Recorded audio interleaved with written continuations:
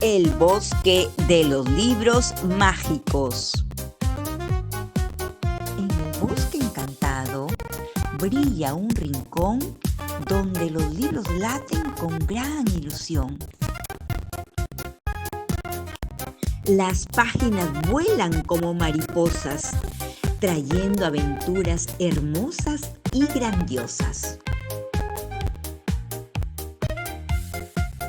Los árboles susurran historias sin fin, que vuelan felices al vibrar del violín. La luna ilumina las letras danzantes que llenan de magia a todos los instantes. Los niños leyendo hacen florecer mundos de ensueño que quieren nacer. Cada palabra es un puente brillante que une corazones en un leer es un viaje que invita a soñar. En los cocos, leer es mágico de verdad.